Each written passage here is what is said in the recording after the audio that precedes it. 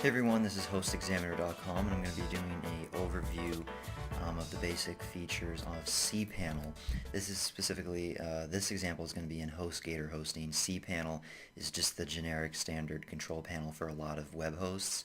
So you're going to go ahead and log into control panel, into your Cpanel. So HostGator emailed me my username and passwords. If you don't have that, figure that out.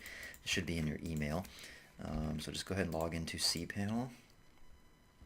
And here we are in Cpanel. Now this specific one is for HostGator, like I said, but it's just the HostGator theme. It's pretty much all the same features no matter what host you use. It's going to be Cpanel. So let's start at the top. Special offers, this is a bunch of stuff you can choose to purchase. It basically is not free, it costs money, like CPA for your taxes. There's website templates you can purchase. Accept credit cards, a credit card system you can add to your site that will cost money.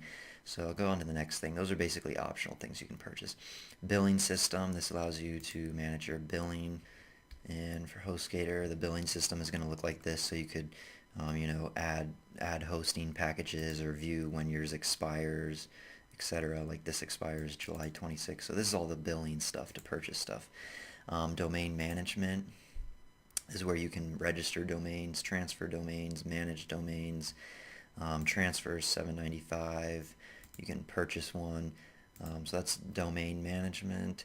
Then there's account add-ons if you want to purchase like a Google AdWords credit, request your own personal IP address, a dedicated IP address, $2 per month, transfer your account to another host, etc. Let's go back. Website templates you can purchase, live chat. Change style is the style of this Cpanel, so you can see all these different styles. The current one is this HostGator style, but you can do a more basic one, race car one, whatever. I like this regular one from HostGator, I don't really mind. Update contact info, change password, I think you understand that. Email accounts is how you set up your own personal email address on your domain and access it through webmail or Gmail. This is a whole lengthy process, whole nother thing. So I'm going to have a video right here on the video. You can click on it here and I'll show a tutorial on how to set up your own email address, but for now I'm just going over it. So this is the email section. You can set up forwarders, autoresponders, but yeah, a definite must if you have your own hosting account and a domain name is set up your own personal email. So I suggest checking out that tutorial.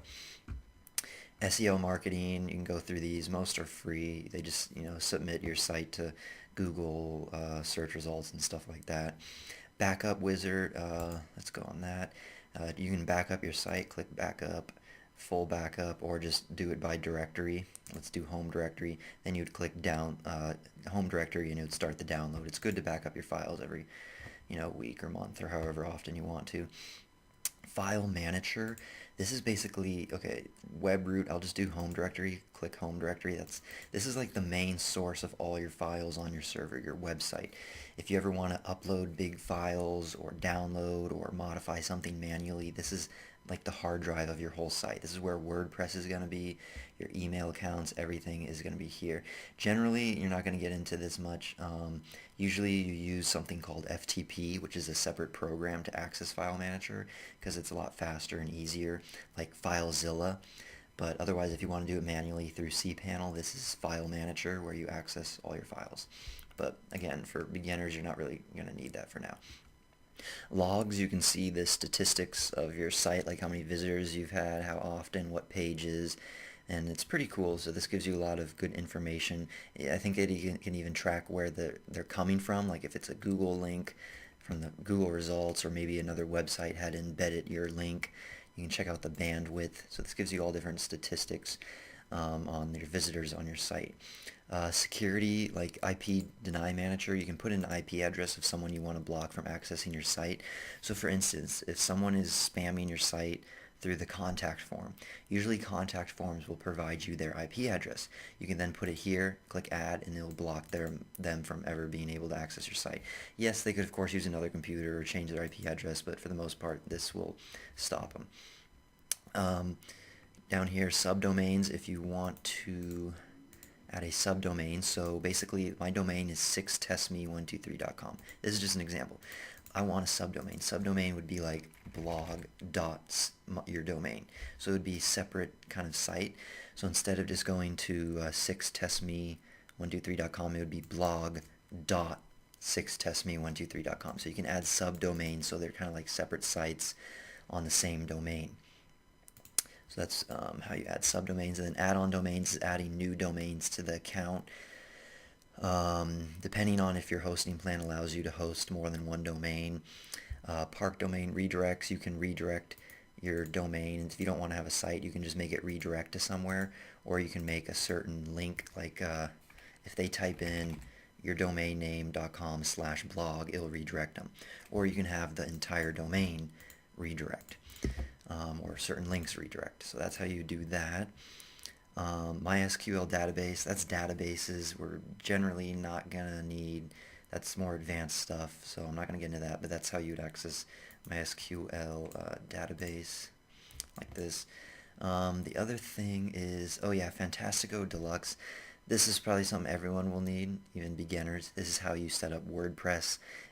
Click it. It's basically a third-party like software that allows you to install scripts for websites, for WordPress, for example. That's the most common one. So if you want to install WordPress, you'd go through Fantastico Deluxe, click WordPress, and start a new installation. This is a whole nother tutorial I have, because again, it's too long. It would create a whole new video. So link is right there. You can click it if you want to know how to install WordPress in Cpanel and get started on a website with WordPress and all that stuff. So that's about it. Just two other things on Cpanel. Here's site builder. If you don't want to use WordPress, you can use a drag and drop style site builder. That's a whole nother video too I'll have. You can check that out. The other thing is right down here is all the info on your server and your hosting plan down here, the name servers. So if you have a domain hosted somewhere else like GoDaddy and you don't want to have to pay to transfer it, I'd recommend you just point the DNS to this hosting account. If you don't know what that means, there's another video on that too. So that way it's free. All you're doing is connecting the domain with your hosting account without having to pay anything. You just need these two name servers. You would paste number one name server, number two name server in your GoDaddy account and point it towards your HostGator account. Sounds complicated, but it's a pretty easy process. The link will be there if you want to see that video. Here's the IP address of your hosting account. Linux is the operating system. Here's how much bandwidth you've used, and that's pretty much it. There's a lot of things here you won't use. Probably 90% of the things here in Cpanel you will never need or use. But that's the basic overview, and again, all the links for the other tutorials on how to set up an email account, site builder, DNS, WordPress will be right there on the video or in the links below. And feel free to contact us on hostexaminer.com, and thanks for watching.